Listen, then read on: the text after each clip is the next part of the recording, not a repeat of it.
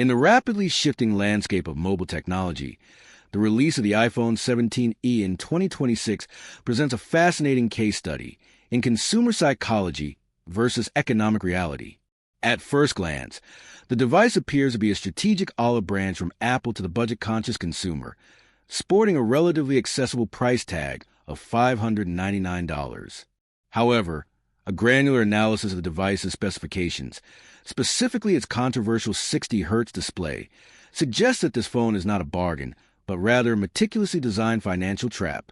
To understand why this device might be the most expensive phone in Apple's current lineup, one must look past the sticker price and evaluate the total cost of ownership through the lens of longevity, resale value, and the joy tax associated with inferior hardware. The primary argument against the iPhone 17e is rooted in an economic principle known as the poverty boot theory.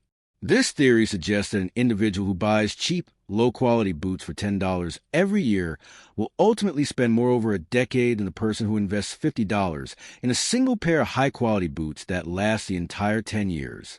Applying this to the iPhone 17 series, the standard iPhone 17, priced at $799, is built like a tank. With its 120 Hz promotion screen, advanced dual camera system, and premium internal components, it is a device that a user can happily utilize for at least 4 years. When you break that down, the cost of owning the premium experience is approximately 55 cents per day. Conversely, the iPhone 17e, while $200 cheaper up front, is built with a functional expiration date. Because its 60 Hz screen already feels antiquated at launch and its single camera limits its versatility, users are statistically twice as likely to upgrade within 2 years due to hardware frustration. This acceleration of the upgrade cycle drives the daily cost of the cheap phone up to roughly 82 cents. In this light, the user is paying a 50% daily premium for a vastly inferior experience. The most glaring compromise of the iPhone 17e is the retention of a 60 Hz refresh rate.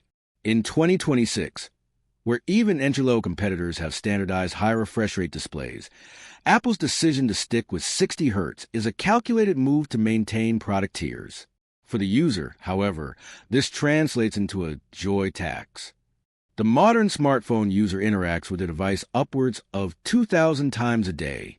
Every scroll through a social feed, every swipe between apps, and every system animation on a 60 Hz screen is characterized by microstutters and motion blur that the human eye perceives as lag.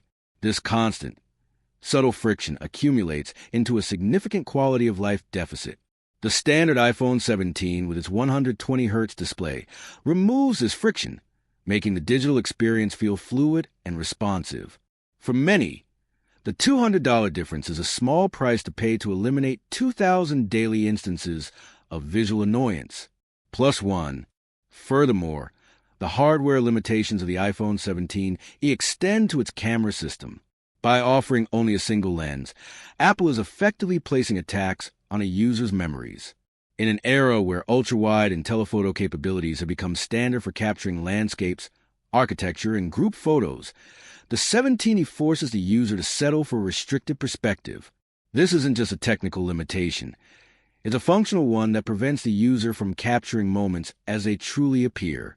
When a user finds themselves unable to fit a sunset or a family gathering into frame because they lack an ultra-wide lens, the $200 they save at the Apple Store begins to feel like a very poor trade-off for lost memories.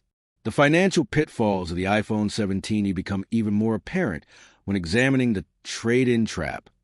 Apple devices are generally lauded for their high resale value, but this equity is not distributed equally across all models. The standard iPhone 17 is the benchmark. It is a device that the secondary market always demands. As a result, it holds its value remarkably well over several years. The iPhone 17e, however, is a niche budget product. 2 years from now, a phone with a 60 Hz screen and a single camera will be viewed as archaic by the used market standards of 2028. Consequently, its resale value will likely plummet. While the owner of a standard iPhone 17 might receive a $400 or $500 credit toward their next purchase, the owner of a 17e will find themselves with very little equity. This forces the budget-conscious consumer to pay nearly full price for their next upgrade, while the premium consumer effectively pays half price by leveraging their device's residual value. This creates a cycle where the person trying to save money ends up spending more in a perpetual loop of full-price purchases for subpar hardware. We must also consider the impending era of software immunity. Apple is aggressively pushing the boundaries of on-device artificial intelligence, and these features are increasingly dependent on high-end hardware. Rumors within the tech industry suggest that the most transformative elements of future iOS versions, tools that enhance productivity, automate complex tasks, and offer advanced photo editing, will be optimized with dual camera arrays and higher-performance GPUs found in the standard and Pro models. By purchasing the 17E, a user is essentially subscribing to a dumbed-down version of the operating system. They are locking themselves out of the very tools that everyone else will be using to stay productive and creative. In a world where the smartphone is the primary tool for both work and life, settling for a device that cannot fully run the latest software is a strategic error. The social and physical design of the device also plays a role in its perceived value. The iPhone 17e is designed to look like a budget device, often featuring thicker bezels and a distinct, older-style camera layout. While many claim not to care about the aesthetics of their tech, the physical feel of a device impacts how we use it. A device that feels premium and cutting-edge encourages engagement and care. A device that feels like a compromise often leads to a more careless and frustrated user experience. The standard iPhone 17 offers a first-class ticket to the current generation of mobile design, providing a sense of parity with the latest technological trends for only a few extra dollars a month when financed. Ultimately, the iPhone 17e is a masterclass in psychological pricing. It exists to make the $799 standard model look like a better deal, and for once, the marketing matches the math. The $200 saving is a mirage, a high-interest loan taken from a user's future self that must be paid back through faster upgrade cycles, lower resale value, and a daily experience marred by technical compromises. For the average consumer, the choice is clear.